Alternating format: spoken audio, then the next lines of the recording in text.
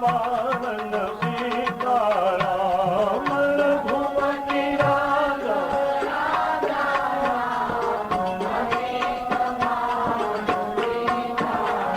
જય રઘુપતિ રાજા રામ પતિત પાવન સીતારામ રઘુપતિ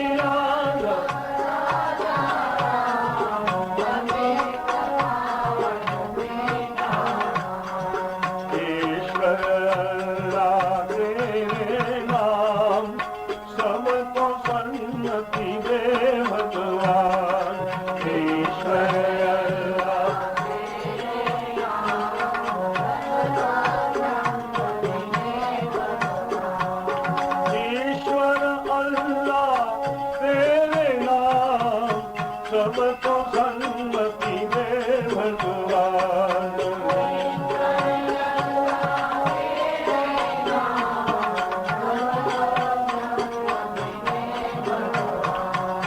श्री राम जय जय राम श्री राम जय जय राम श्री राम जय राम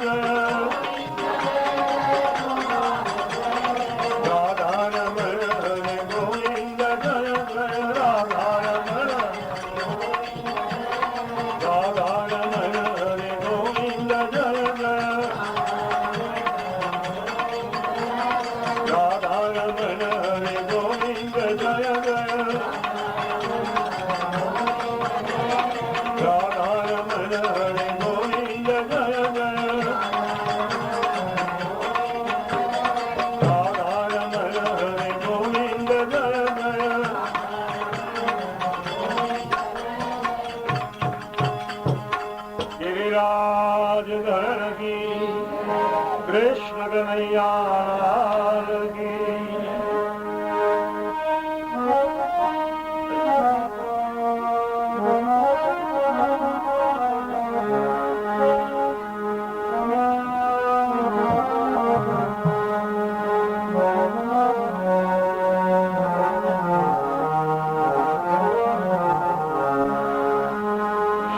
शान्ताकारं भुजङ्गशयनं पद्मनाभसुरेशम्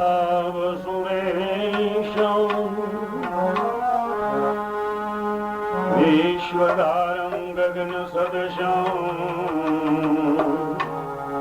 मेघवर्णं शुभं लक्ष्मीकान्तं कमलनयनं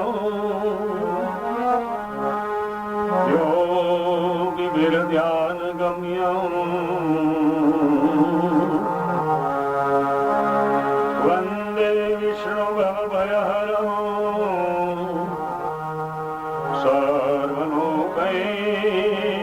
सर्वलोकैकनाथं विघ्नेश्वराय वरदाय सुरप्रियाय लंबोदराय सकलाय जगद्धिताय नागाननाय श्रुतियज्ञविभूषिताय गौरीसुताय गणनाथ नमो नमस्ते। शुक्लां ब्रह्म विचार सार परमा मात्यं जगद्व्यापिनी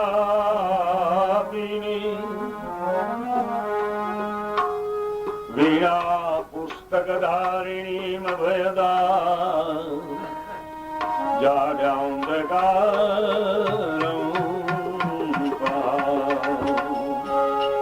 हस्ते स्फाटिकमालिकां विदधति पद्मासने संस्थिता वन्दे त्वं परमेश्वरी भगवती बुद्धिप्रदा शारदा। नमो देव्यै महादेव्यै शिवायै सततं नमः। नमः प्रकृत्य भद्राय नियतां प्रणतां स्मता। गुरुर्ब्रह्मा गुरुर्विष्णु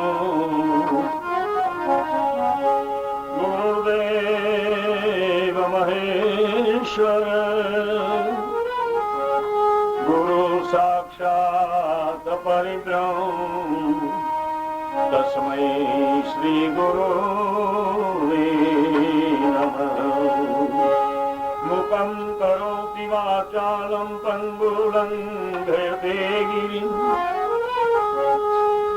यत्कृपातमः वन्दे परमानन्द माधव। नमोस्तु देव्यास विशाल बुद्धे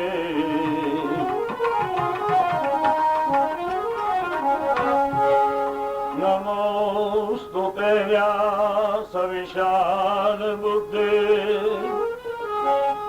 पुल्लारविन्दायत पत्रनेत्रम् येन त्वया भारत तैलपूर्णम् प्रज्वालितो ज्ञानमयं प्रदीप मनोजमारुततुल्यवेगम् जितेन्द्रियं बुद्धिमतावनिष्ठम्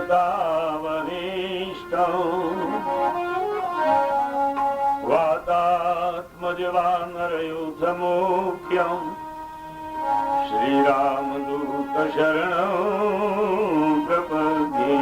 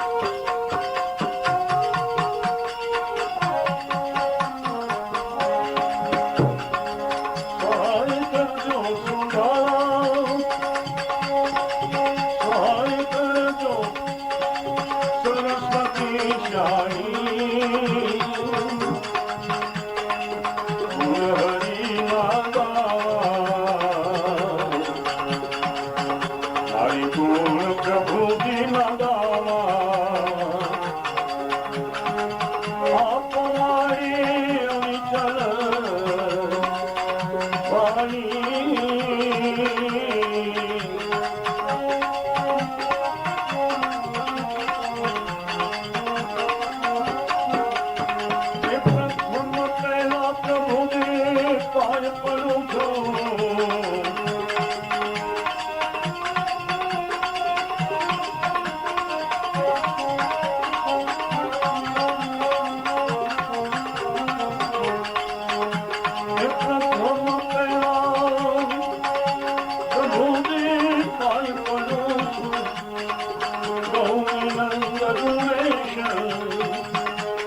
સરસ્વતી માતા રહુણ સુનાય.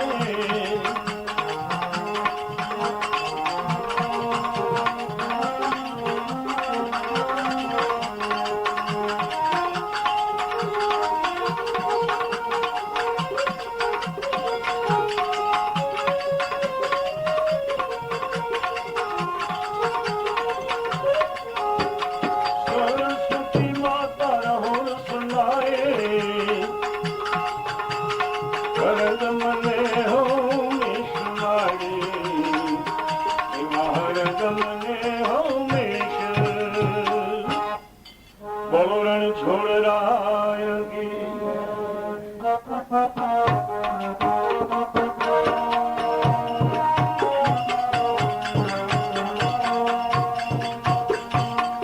પતંગ રંગયા પાર થવાનો, ઝાકળ ના ઝળકે.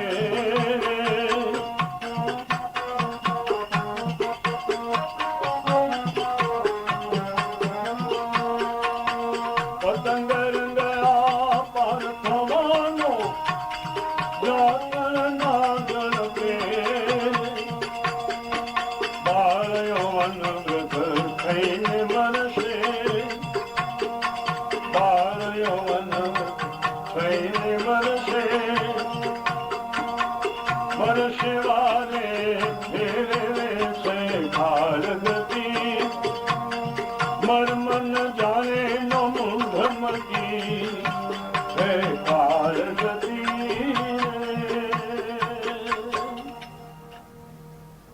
જગતને વિશે જેનું જન્મ એનું મૃત્યુ છે. જન્મ છે તો મરણ છે, જન્મ છે તો સુખ ને દુઃખ છે. જો આ દુનિયામાં જન્મ ન હોય તો સુખ ને દુઃખ ન હોય, મરણ ન હોય. પણ મૃત્યુનો એક નિયમ છે ભાઈ, કાલે કોઈને મૂક્યા નથી. કોઈ 5 વર્ષે 25 વર્ષે 100 વર્ષે પણ જે વસ્તુનો નામ ધારણ થયું એનો વિનાશ થાય છે, એનું મૃત્યુ નિર્માણ હોય છે. પણ જે સૂર્ય ઉગે એ સાંજે હાથમી વ્યાજબી છે. પણ એ સૂર્ય જો બપોરે હાથમી ગયો હોય તો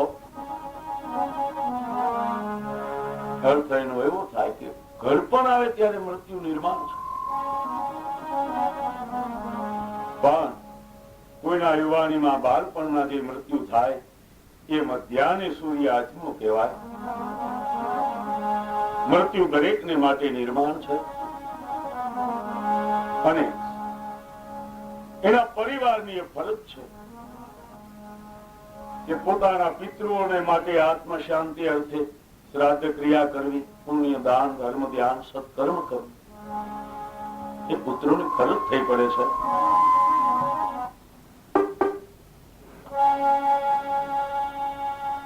જો પાંડવોને આ યજ્ઞ કરવાની ફરજ પડી, શું કામ? પિતૃના મોક્ષ માટે પુત્રની ફરજ કેવી છે? પોતાના પંડના બલિદાન દઈને મા બાપના આત્માને શાંતિ આપે એ પુત્ર કહેવાય. 5 પાંડવ અને કુંતાજી ઇન્દ્રપ્રસ્થમાં 42,000 દેશનું આધિપત્યપણું કરે છે.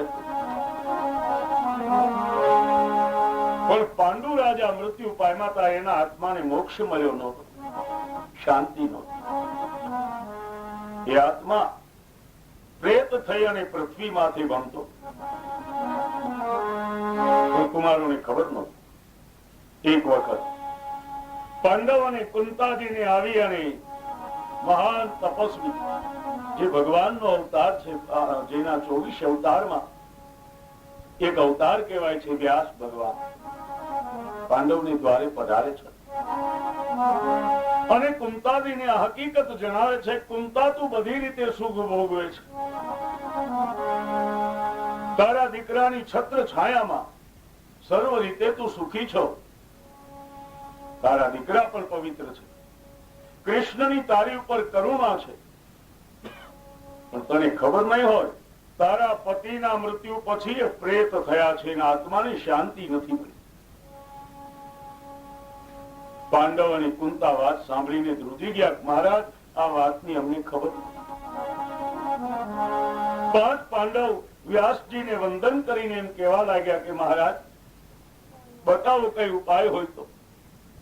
અમારા દેહના ભલે બલિદાન દેવા પડે, પણ અમે અમારા બાપના આત્માની શાંતિ આપશું.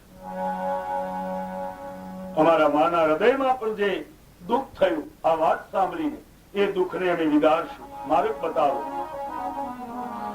વ્યાસે કહ્યું કે માર્ગ છે, પણ બહુ કઠણ છે. તમારી આંગણે તમારે રાજસુ યજ્ઞ કરવો પડે. જો આ યજ્ઞ કરો તો પાંડુ રાજાના આત્માને મોક્ષ મળે, નહીં તો એ પ્રેત થઈને પૃથ્વી માથે ભમે છે. મહારાજ, યજ્ઞ અમે જરૂર કરશું, બતાવો. આ યજ્ઞ કેમ કરવાનો હોય, ક્યારે કરવાનો હોય, એમાં શું કરવું પડે? વ્યાસે કહ્યું કે એ તો બધું તમને કૃષ્ણ કહેશે. શું કરવું પડે, ક્યારે યજ્ઞ કરવો, કેમ કરવો. હું તો તમને એટલું કહું, તમારે 6 કામ કરવા પડે. જો તમારાથી 6 કામ થાય તો તમે યજ્ઞ કરી શકો. બતાવો મહારાજ. હવે અવશ્ય કામ કરશો. દેહના બલિદાન દેતા પાછા નહીં પડીએ, પણ માતા પિતાના આત્માને અમે શાંતિ આપશું. એમ તો કહું તમને ક્યાં કામ કરવા પડે. આ કથાનું વર્ણન કર્યું છે.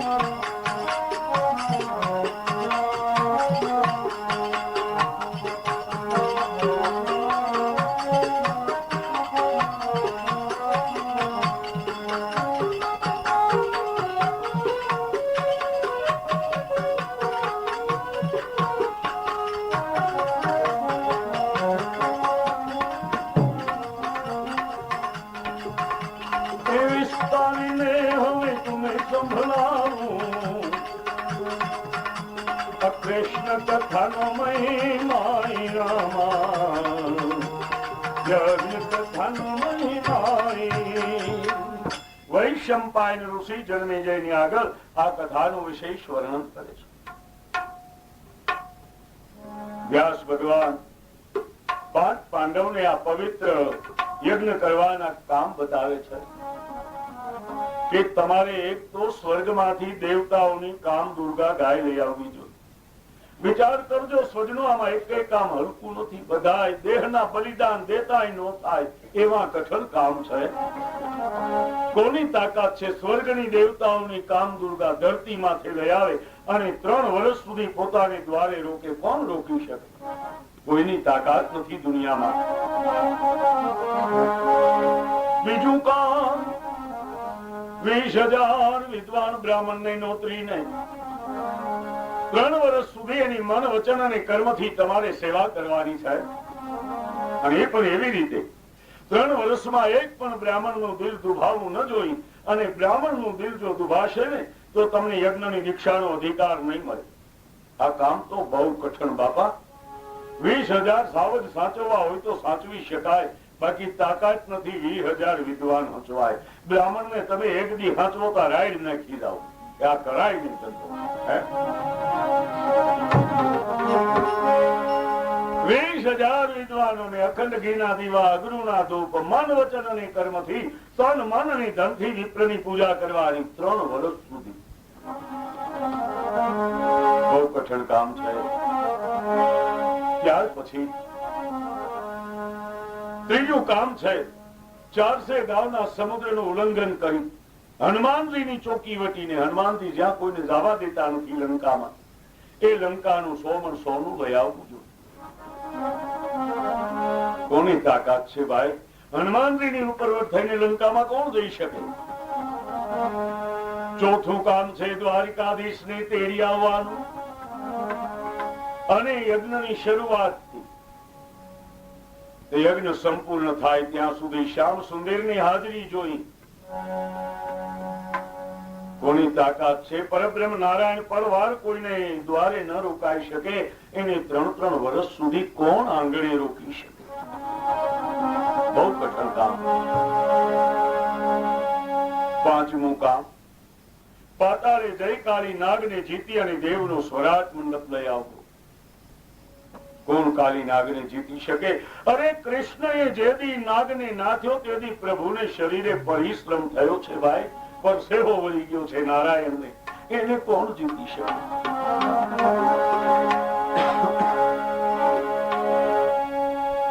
છઠ્ઠું કામ છે બંધીજનોની બંધી તોડવા, જીવ માત્રને સ્વતંત્ર કરવા.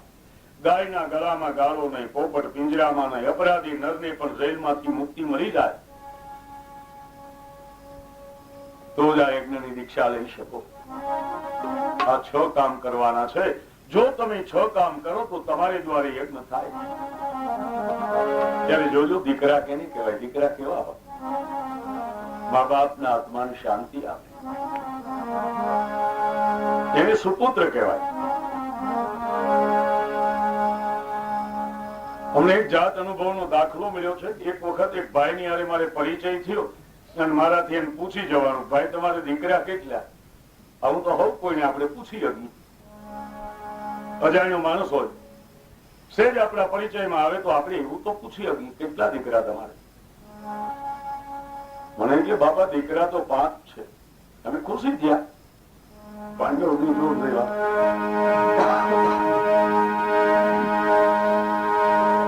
શું ધંધો કરીશ ભાઈ? વિચારો કે 2 સાબરમતી જેલમાં ગયા છે. અરે રામ રામ. કોઈ ભાઈ કોઈ એવું તોમત આવ્યું હોય તો જેલમાં જવું પડે. પછી એનાથી નાનો ભાઈ તો કે અમરેલીની કાચી જેલમાં હજી કામ નથી આવ્યું. 3 જેલવાસીનો સંદેશો સાંભળીને મને ઉતાવળ થઈ મેં પૂછ્યું, એનાથી નાનો શું કરે છે? તો કે એમને જામનગર દવાખાનામાં દાખલ કર્યો છે. મેં કીધું કેમ, કઈ બીમાર છે? ના ના બીમાર તો નથી પણ છે ને ચોરી કરવા ગયું તો એમાં હામાવાળા આંબી ગયા છે. દાડીઓ માર્યું, હારી પર બેસી ગયું અને જામનગર દાખલ કરવો પડ્યો. 4 ના ધંધા સાંભળીને મને ઉતાવળ થઈ પડીને મેં પૂછ્યું, સૌથી નાનો એ શું કરે? બિચારો કે એનો 15 દીથી આ પત્તો નથી, કોકનું હવેલું લઈને વયો ગયો. આને દીકરા નો કહેવાય. દિવાળે દીકરા મા બાપની આમન્યા પ્રમાણે વર્તન કરે ને સુપુત્ર કહી શકાય. ભાઈ જોજો આ 5 ભાઈઓએ પરિયાણ કરી લીધું. એમાં ધર્મરાજા વિચાર કરે છે કે સૌથી મોટો તો હું છું. જો મોટાઈની રીતે કામ કરીશ તો નાનેરા ભાઈઓ અવશ્ય એક કામ કરશે અને મારું કાર્ય સિદ્ધ થશે.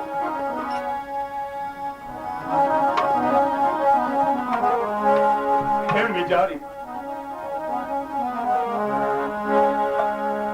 વ્યાસને વંદન કરી અને ધર્મરાજાએ કહ્યું, મહારાજ પહેલું કામ હું સંભાળું છું.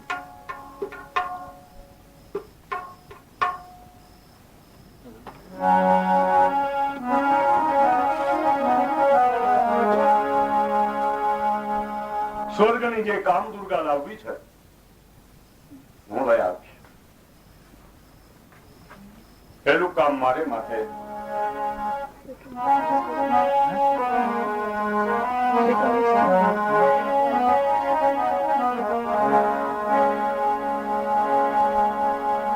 ભીમે જાણ્યું કે એની પછી મારો વારો આવ્યો.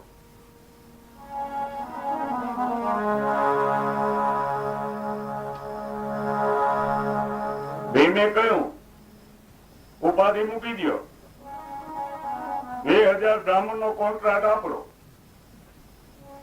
કુંતા કે છે મૂર્ખ કઈ બ્રાહ્મણ ભેગા કર્યાના કોન્ટ્રાક્ટ હોતા હશે. ભીમે કહ્યું કે બ્રાહ્મણ વાયડા બહુ હોય, સીધી રીતે નો આવે ભારા બાંધીને રેડી આવું, બાકી 20,000 નો કોન્ટ્રાક્ટ આપો. અર્જુને કહ્યું કે લંકાનું હોમન હોનું લાવવું છે, એ જવાબદારી મારે માથે, એ કામ હું કરીશ. સહદેવ જોશી કે છે શ્યામ સુંદર દ્વારકાધીશને હું તેડી આવીશ અને 3 વર્ષ સુધી આપણે દ્વારે રોકવા, એ જવાબદારી મારી.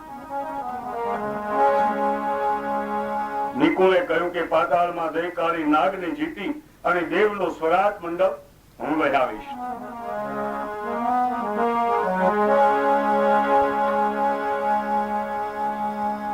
કામ સંભાળી લીધા 5 બાયુએ. 5 પણ છઠ્ઠું કામ કોણ કરે? ધીમે જાણ્યું થાય તો કરશું, પણ અટાણે લહ લેવામાં કાંઈ ખોટું નથી. ભીમે કહ્યું કે આ દુનિયામાં જરાસન અભિમાની છે ને મારવો પડશે, હું મારીશ. એ જવાબદારી મારી છે. 5 દીકરાએ 6 કામ સંભાળ્યા. પણ સવાલ એ થયો કે આમાં પહેલું કામ કેવું કરવું? જોજો, આ બહુ વિચારવા જેવી વાત છે. પાંડવની આગળ બળ હતું, બુદ્ધિ હતી, સત્તા હતી, સંપત્તિ હતી, બધું હતું, કાંઈ કમીના નથી. અતિશય બળવાન 5 પાંડવ. 42,000 દેશનું દ્રવ્ય એની આગળ. એટલી મોટી સત્તા, એટલી મોટી સંપત્તિ, એટલું બળ હોવા છતાં પાંડવ ભગવાનને ભૂલ્યા નથી. ધર્મરાજાને ભીમે કહ્યું કે પ્રથમ પહેલા તો ભગવાન કૃષ્ણને તેડાવો, અને જ્યાં સુધી શ્યામ સુંદર દ્વારે નહીં આવે ત્યાં સુધી કોઈ કામનો આદર નહીં થાય. વિચારજો, જગતમાં સુખ ભોગવવું એ પાપ નથી. ભગવાને આપણને સુખ, સંપત્તિ, સમૃદ્ધિ આપ્યા હોય, એ ભોગવવામાં પાપ નથી. કોઈ એમ નથી કેતું કે ભગવાનનો ભગત આટલી આટલી દાઢી વધી જાય, ફાટલ લુગડા પહેરે, કોઈ દી નાય ધોઈને ગંધારો થઈને રખડે, એ જ ભગત હોય એવું નથી. સ્વચ્છતા પૂર્વક પણ શ્યામના ભક્ત બની શકાય છે. બાકી તો ગરીબી યા નસીબીની કદી ફૂલમાળા આરોપી. એક દી ગરીબ છે, એક દી ફૂલમાળા આરોપાય છે, પણ એમાં ભગવાનને ભૂલવાનું નથી. બધાએ એક માટી ના છતાં ભ્રાંતિ ભૂલો શાલ.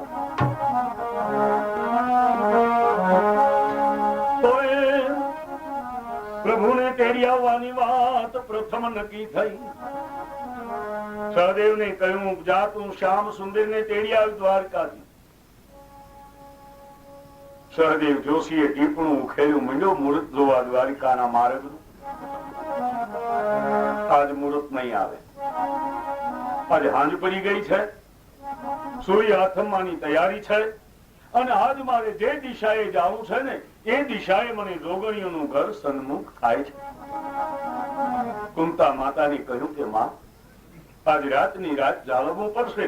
આજની રાતે મને મુહૂર્ત નથી, અને કાલ સવારના પોરમાં સૂર્ય નારાયણ ઉદયતાને પામે એટલે હું અહીંથી પ્રયાણ કરીશ, પ્રભુને તેડવા જઈશ. કુંતા કે ભલે બે, એમાં શું થાય, સવારે જાવ. પણ ભીમે વાંધારજી રજૂ કરી. ભીમ કેવું ભાઈ, એ ભાઈ કૃષ્ણને તેડવા જવા એ કઈ કઠણ કામ કહેવાય નહીં. કૃષ્ણ ગમે એટલો મોટો હોય છે તો આપણા ભાઈ નો હારો ને. બેન ને ઘીરે અવસર હોય, કાગળ લખીએ તો એને આવવું પડે. અને એમાં વળી તું કે મારે મુહૂર્ત નથી, આવા ઢોંગ નહીં હાલે. મુહૂર્ત હોય કે ન હોય, અટાણે નટાણે હાલતો થા. કુંતાએ કહ્યું પણ સવારે જાય તો એક રાતમાં શું વહેલા મોટું થઈ જવાનું છે. ભીમે કહ્યું માં, ધર્મના કામની ઢીલ ન હોય